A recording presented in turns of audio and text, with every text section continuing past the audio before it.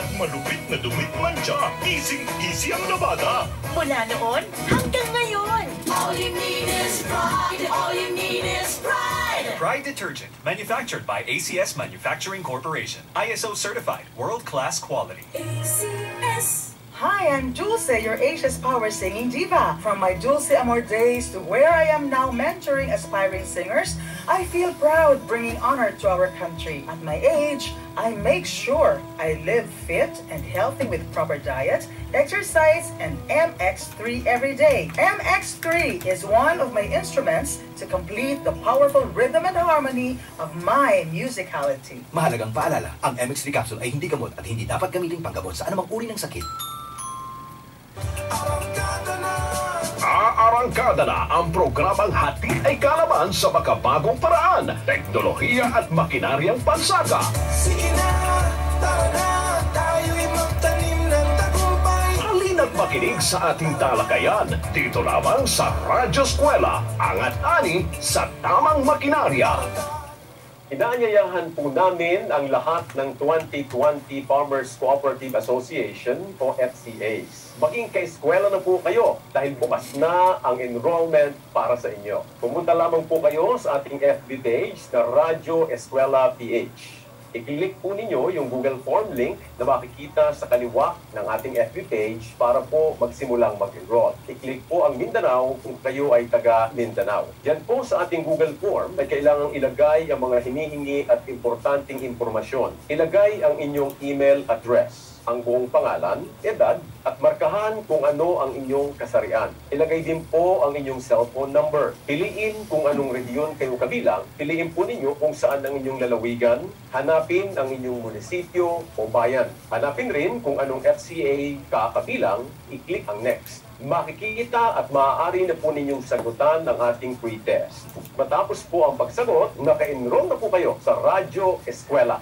Sama-sama po tayong makinig, manood at matuto ng mga aralin ng Season 2, Radyo Eskwela, angat-ani sa tamang makinarya. Tuwing Merkules at Sabado, simula na po ngayong Pebrero, alas 5:30 ng umaga. Para po sa karagdagang impormasyon o kaya assistance, maaari po kaming i-text o tawagan sa numerong 0917-163-7629. O kaya naman ay magpadala po kayo ng mensahe sa aming Facebook page na Radyo Eskwela PH. Tandaan, basta RCEP Machinery, libre!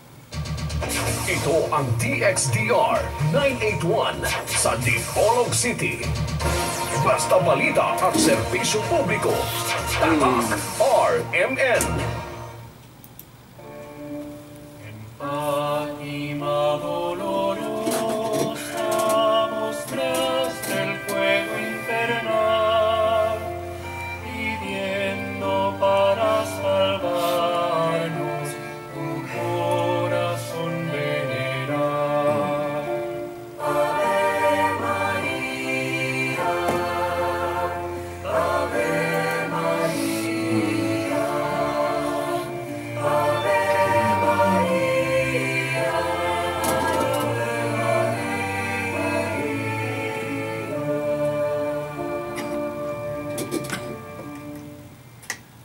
Okay, diyan na usab ang tulumanon nga giuluhan ang kahayag sa pagtuong Katoliko uban gihapon ni ining upos ninyong igsuon Silbert Donduyano Senior alias Veritas. Okay, sige hapon sa technical side ang atong mga kasamang radyoman, kaamigong radyoman, kasamang Radyoman Danny Luod, kasamang Radyoman Dax Ilumba. Nakita po na ko si atong angkor diring Banggiitan Kayabot.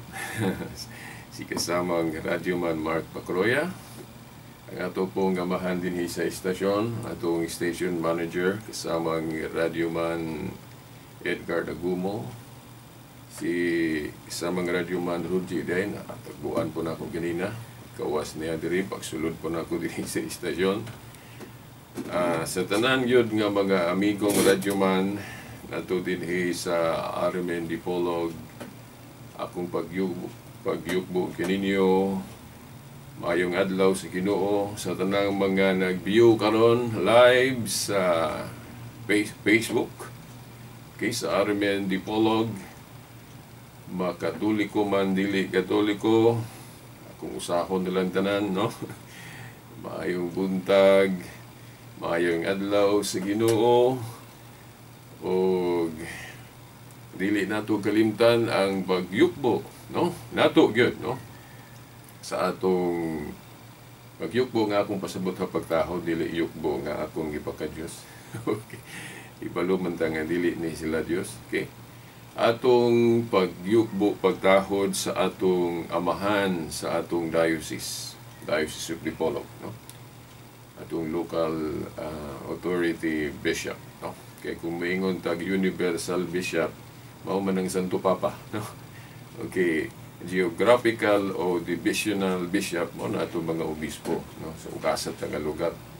Pero mayon gaytag universal bishop ag representative na ni Jesus Christ, no? Kadtong gitugyanan sa mga yawi sa gingharian sa langit, una si Pedro, o sa Juan 21:15-17 gipatrabaho na, gipabuhat na ni Kristo ngadto ni Pedro. Mao na nga ang tumpak target yun nga interpretation anang Juan 21:15-17 nga si Pedro mao'y gihimong representative ni Jesus Christ sa ato pang vicar. Kanya ato nang gitawag ng katungdanana o Pope, o Pope, kung pasabutan na Father o Papa sa kinat sila, pero ato lang gilahi Pope. Nganong atong gilahi para kung maghisgod ganita og Pope, wa nilaing pagka-papa, wa nilaing pagka-father ang ipasabot diya, no? Ang universal pastor, the representative of Jesus Christ. Akong balikon tong giingon ako sa miagi na tong Sibya nga wala may mabasa diya sa Biblia nga nag-ingon ang Ginoo nga, Pedro, himuon ka na kong representative o himuon ka na kong pope. Ang Katoliko apod magtudlo ana nga litra por litra ginang gisulti ni Kristo ngadtong Pedro nga representative na kanako, Pedro ha, kay mo sa kanam ko sa langit ikaw na mo represent, dili ingon ana pagka istorya ni Kristo. Aminado man ta ana, wa man gatudlo pud ang Katoliko nga litra por litra mao gyud ang gisugilo ni Kristo ngadtong ni Pedro. Pero kanang gitawag nato by implication o gipasabot, klaro kaayong gipasabot ni Jesus Christ diya nga si Pedro mao iyang gihimong representative, no? Diretso na ta, no? Okay, nalimot noon ko wa pa noon ako mahingan litong atong bispo, no? Pagtahod atong pagyuko pagtahod ni atong binangga o kinigugmang bishop, no? Most Reverend Severo Caermari, uban sa mga kaparian, sa mga pananglit sa ato yung Bible Director, Reverend Father Ramil Curong, ni Alayon po Ekinia, no? Reverend Father Ruin Salvo, Reverend Father Leonilo Dagpin Jr., o dili na lang ako inganlan ang daghanan pang mga may tabang sa pagpangamahan diri sa atong diocese, no? Mga kaparian nato, no? Di na nako isgutan tanan, okay? Na dili siguro mahurot ning ato ita ka hisgot sa atong tuyo karon, no? So ato nang giusa na lang ng pagyukbo kanila, pagtahod kanila o maayong adlaw sa Ginoo. Ato po dayang nahinumdum ko atong pagyukbo, no? Nahinumdum ko sa gipamalihog po nato ni Brother Nicolay, atong present chapter president sa Catholic Faith Defenders, no, sa Cathedral nga chapter. Nagingon si Brother Nicolay, no, by the way, may buntag Brother Nicolay o akong pagyukbo kini mo.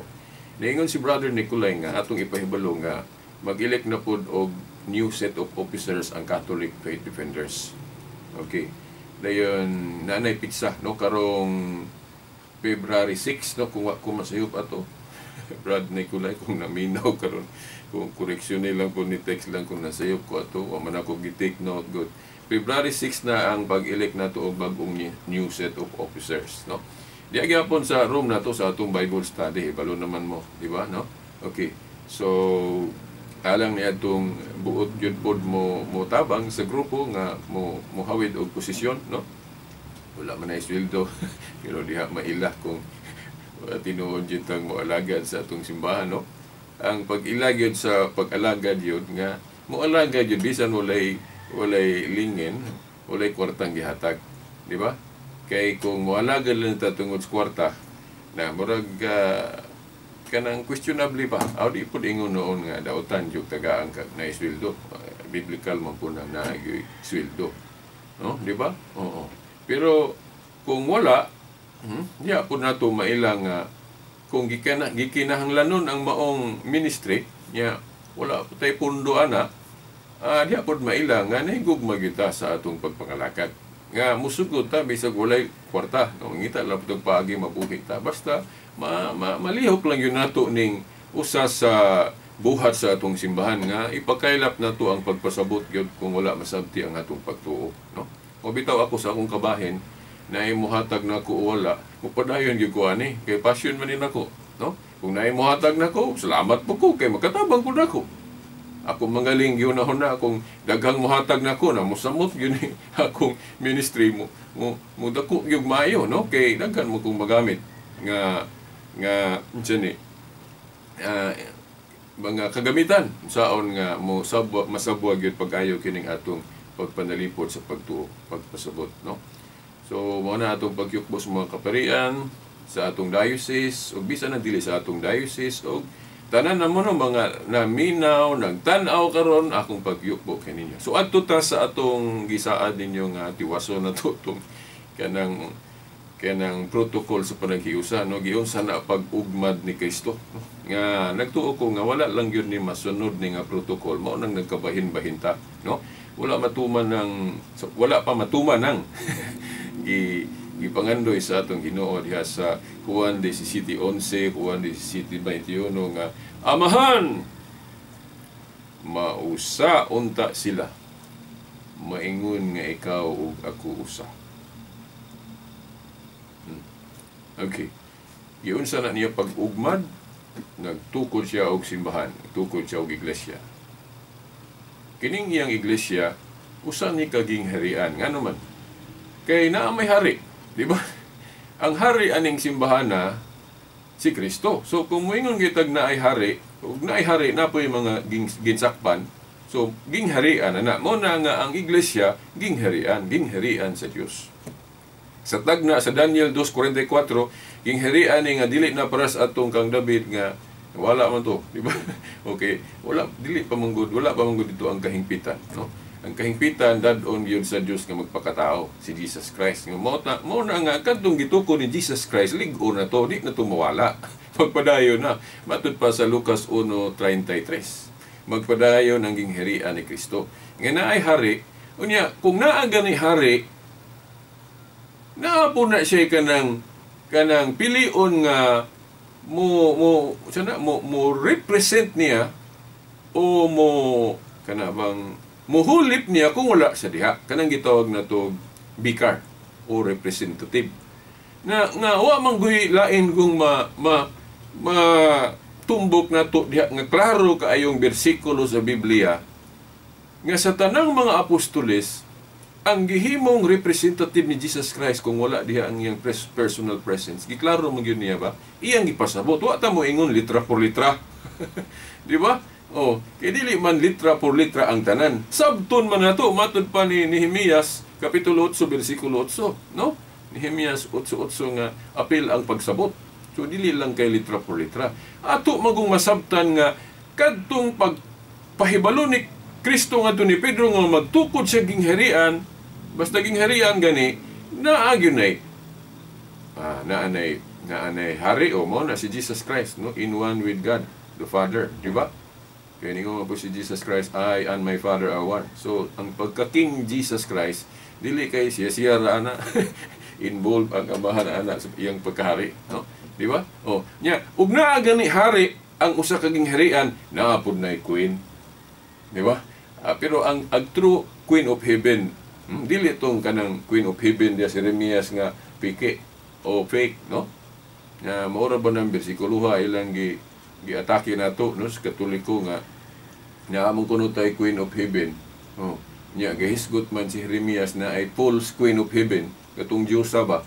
Oh, then ilan na lang dayon ng sabton kanang gatawag og sa argumentation kanang fallacy of equivocation.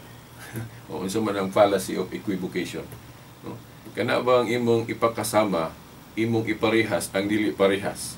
Di ba? Kay pagkakita nila og bersikulo sa Biblia, particularly Jeremiah, no? Nga na ay false Queen of Heaven, sabto na dayon nila nga tanan dayon magpaila nga Queen of Heaven false.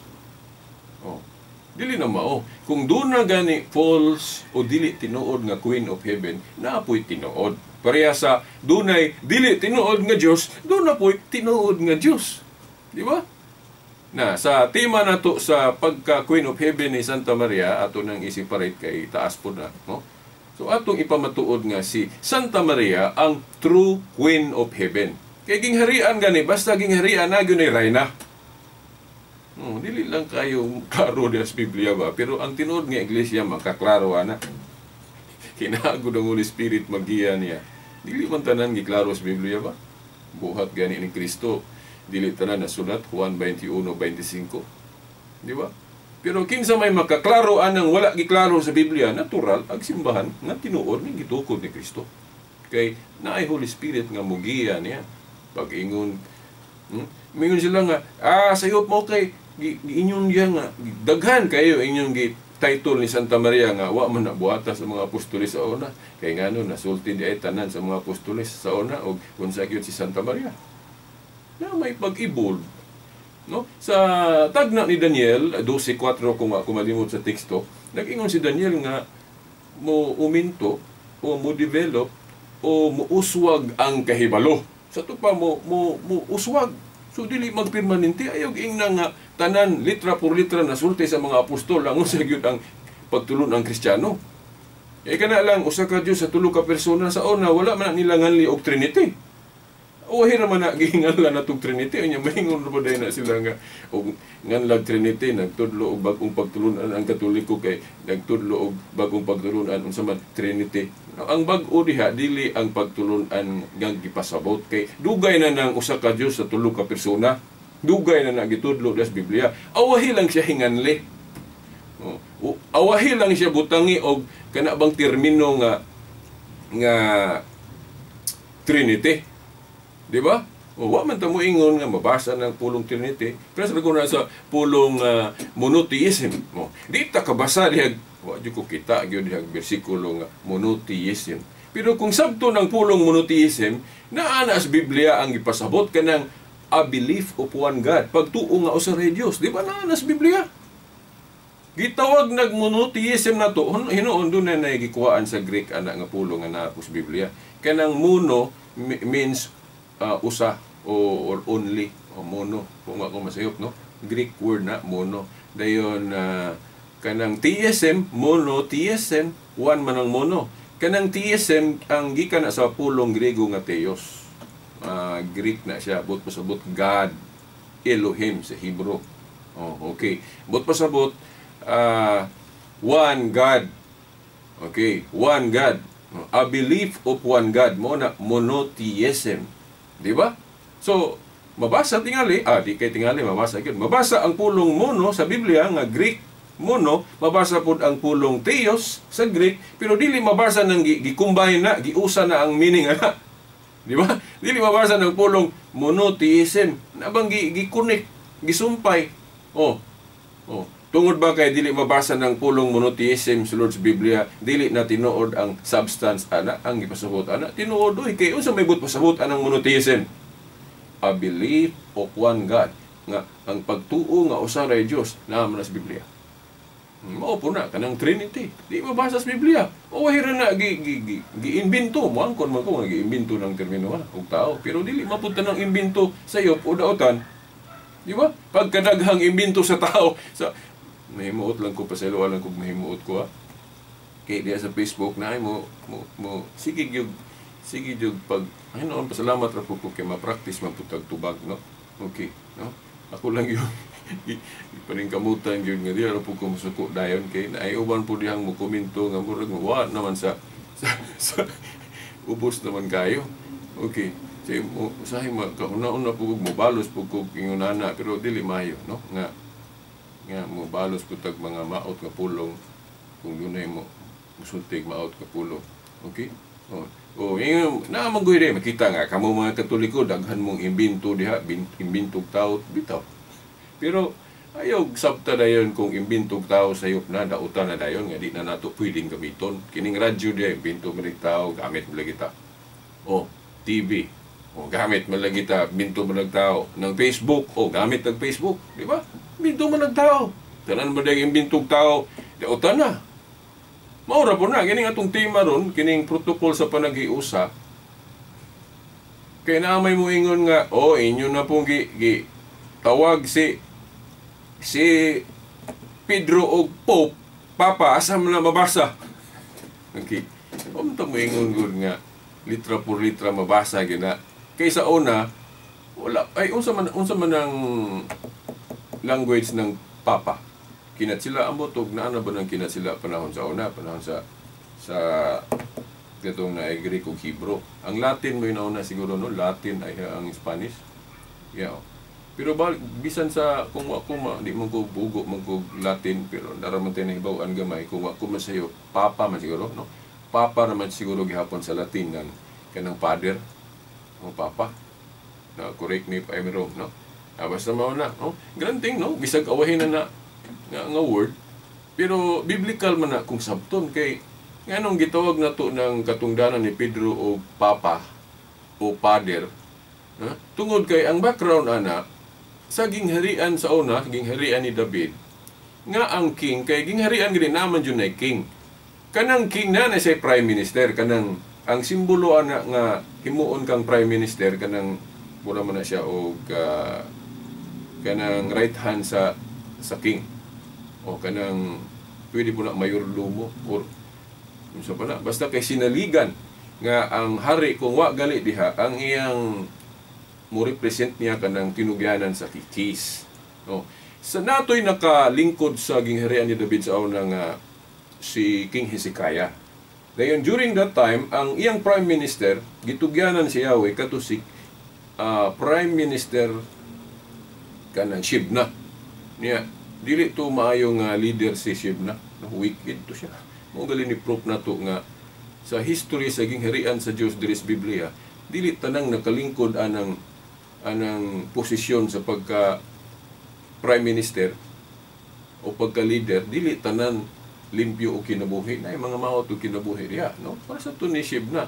Ora po na kanang inyong pagsaway ron sa among mga santo papa nga naay mga santo papa nga dili maayo gawi tinuod man na wala na mo na itapig kinahanglan sa libro di ba awa man na gitapig sagbasa mo og Catholic Encyclopedia di ba mabasa na yun na kinsa kay nang mga pope mga leader na mo nga dili maayo panig-ingnan wala mo na gitapig no mo manggali nga inyo nang gibasa unya inyo nang gigamit pag-atake namo pag-atake sa Katoliko dapat unta dili ninyo na dapat gamiton sa pag-atake sa religion kay ang religion wa magtudlo og daotan no example katong mga papa nga dili maayo panig-ingnan nahimo ba to nilang mga dili maayo nilang gibuhat tungod sa religion nga Katoliko itudluan ba sila ato di ba na gani mga santo papa nga maot og kinabuhi pero wala katudlo og maot kay lahi man po nang munudlo ka lahi po nang mubuhat ka mahimong maayo ka mutudlo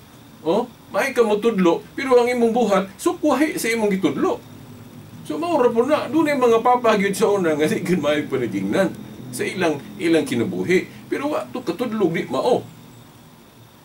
Pero tingali na po siguro uban, kay pwede man po sila masayo personal, no? Pero ayaw ninyo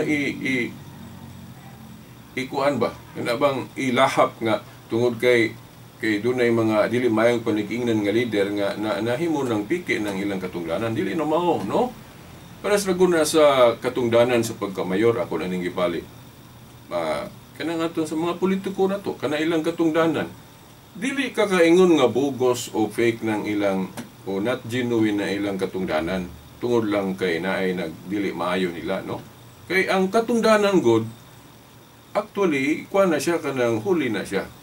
Kay ginaaman na sa Biblia, no? Ginaamay authority gali na atong mga namunuan, no? Nasa Romans 13. No? Pero it does not mean nga dili mo allow ang Ginoo nga dunay maglingkod ana nga buluyagon. No? Basahan ninyo ang tibuok Biblia sa history sa Kingdom of David. No? Naadyo'y mga leader nga maot og panagingnan. Diretso na lang ta kay 3 minutos na lang ha. Sa protocol sa panaghiusa, nganong gitawag nato og Pope ang katungdanan ni Pedro, kay kanang word nga Pope gani Father, pero ato lang gilahi para doon na siya identity. Pag ingon galing Pope, wa nila ang Father atong ipasabot diha kanang Bishop of Rome, Universal Bishop, Representative of Jesus Christ. Oh. Diha na ito nang gibase sa Isaias 22, kung ako malimot. Isaias 22, tudling 21 hangtod 22, nga ang gitugyanan sa Yahweh, ang imong katungdanan, Prime Minister ka. Kuan ka na, kanang bikar ka sa king. Kung wala diha ang king, ikaw gyud ay mo take over. Nya sa tanan kong mga apostoles, si Pedro man ang gitugyanan ni Kristo sa mga Yahweh sa gingharian sa langit. Mao na ang katong usa ka na si Kristo sa langit, iyan na gyud ang gipatrabaho ni Pedro. Katong pag-ingon niya, Pedro, atiman na ang akong mga karnero. Kana nga pagka-obispo, klaro kayo na nga universal. Kay katawhan gud ni Kristo, karnero gud ni Kristo. Kay kung muarta sa atong divisional bishop, pastor, pa sa atong mga obispo, limited man na ang ilang mga sakop sa ila ramang diocese. Pero kanang kang Pedro nga katungdanan universal, kay ang katungdanan na ni Kristo nga pagka universal bishop nga iyang gipatrabaho ni Pedro, nga unta daghan man sila dito, daghan mga apostolis ditong gaatang. Nganong si Pedro raman, that proves nga si Pedro mo ay gihimong universal bishop. Then kana nga katungdanan gitawag nato ng Pope, Father gyapon na. Kay naman na sa Isaias nga ang gitugyanan sa Yahweh tawgon og Father. Basahan ninyo.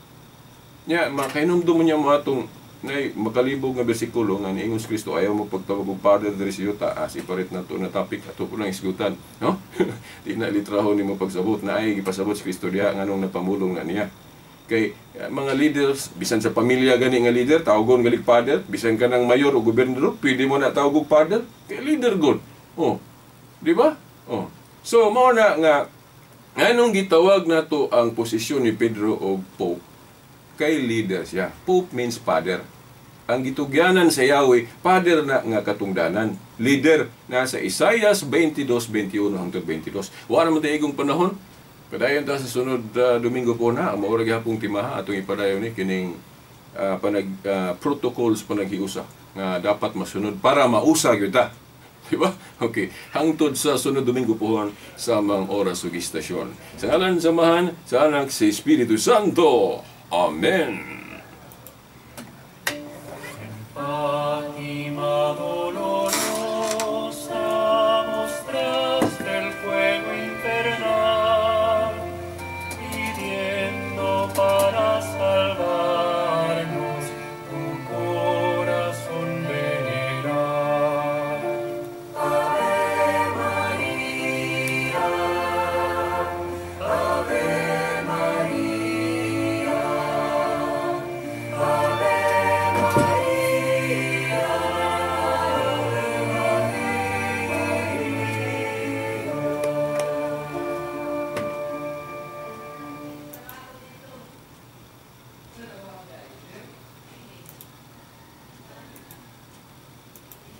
Tatak RMN.